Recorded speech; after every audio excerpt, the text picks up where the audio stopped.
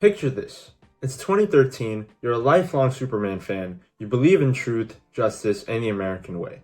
You love the hope that he represents, the bright colors, the perfect hero, and the unfailing optimism. And then, Man of Steel hit theaters. Excuse me. Suddenly, Superman is punching villains through skyscrapers, he's brooding, he's dark, and uncertain. And wait, did he just kill someone?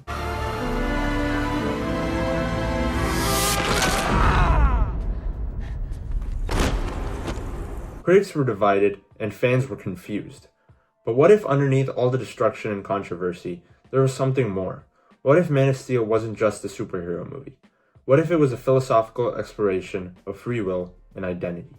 Hey, my name is Arjun or Arjun Talks Movies, and in this video, I'm going to present to you why I think Man of Steel is amazing. Not just as a superhero movie, but as a film that explores what it means to choose your own path in a world that has already chosen one for you.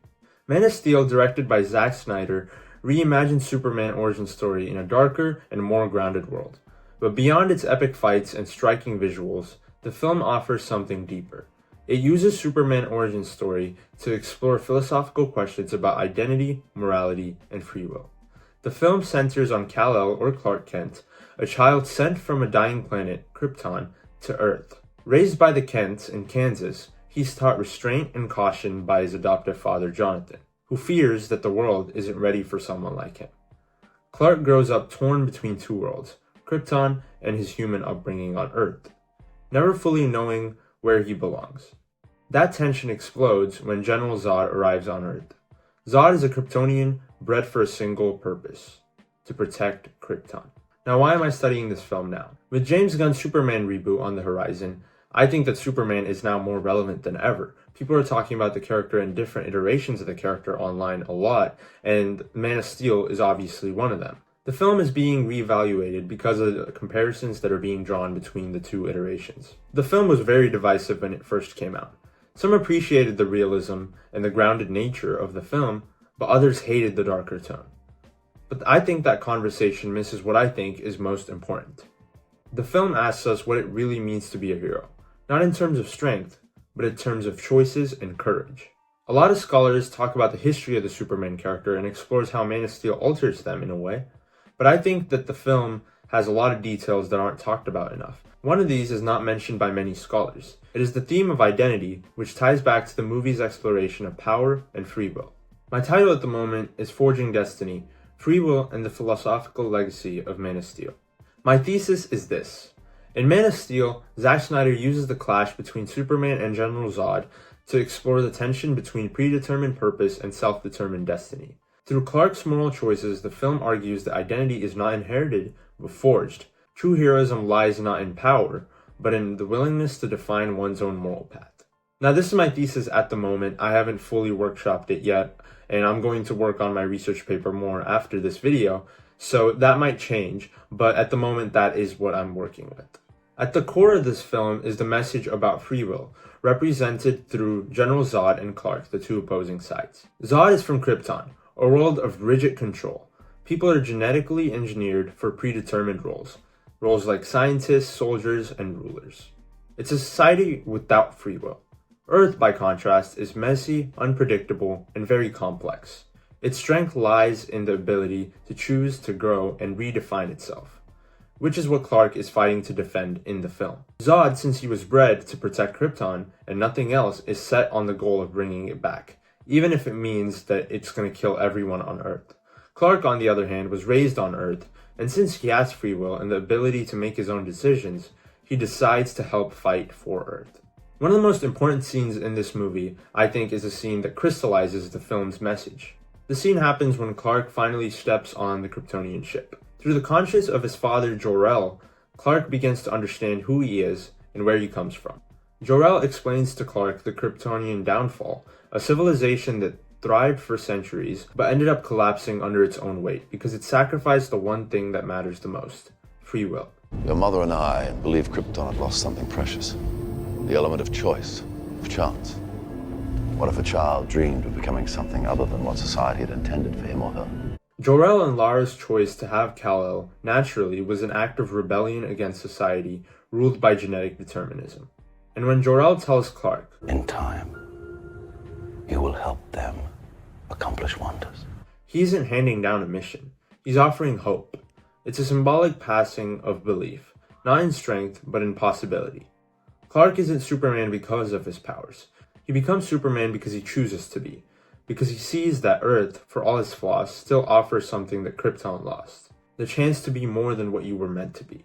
Before Clark ever puts on the suit in the movie, Man of Steel shows us the real struggle, choosing when and how to use his power. In a flashback in the film, Clark saves his classmates from drowning. But this act isn't praised, it's feared. And Jonathan Kent's response to this is often misunderstood. Oh, Clark, you have to keep this side of yourself a secret. What was I supposed to do? Just let him die?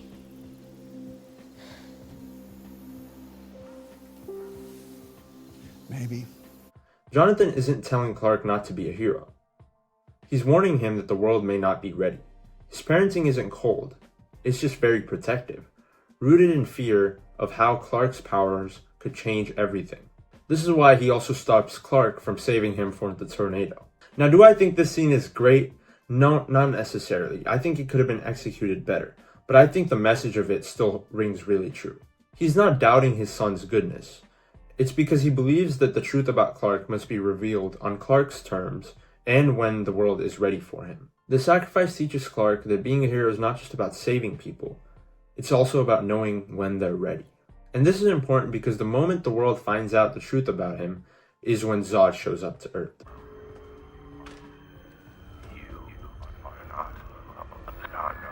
Zod is not just Superman's physical adversary, but also the ideological embodiment of determinism and the opposition to Jor-El and Clark's beliefs. Representing a worldview rooted in determinism, a sense of identity that is rigid, an unwavering purpose that starkly contrasts with Clark's embrace of free will and hope. Unlike Zod, Clark learns from the humans and embraces them as people. This helps separate them and shows the conflict between determinism and free will. Zod says to Clark, "If you destroy this ship, you destroy Krypton!" And Clark responds, "Krypton had its chance!" Krypton had its chance.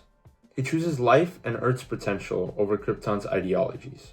In this moment, Clark fully embraces his new identity and rejects Krypton's deterministic worldview. And at the end of the film, when he's fighting Zod, he ends up killing him. Zod threatens Clark that he's going to kill this one family, and he's not going to stop till everyone on Earth is dead.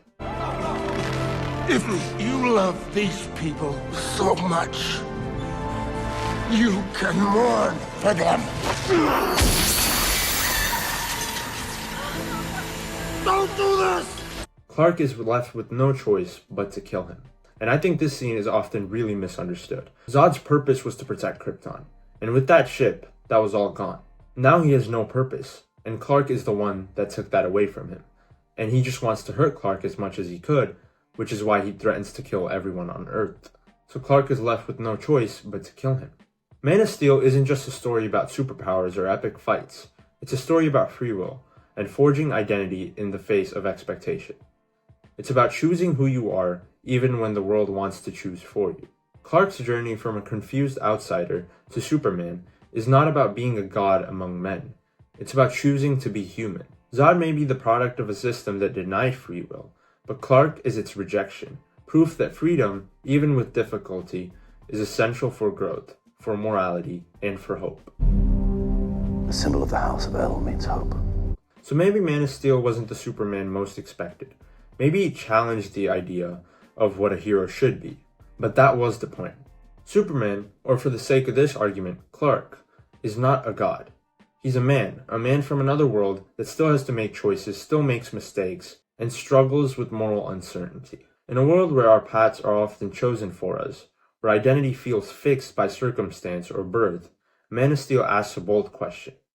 What if you could choose to be something more? And what's the movie's answer? Yes, you can.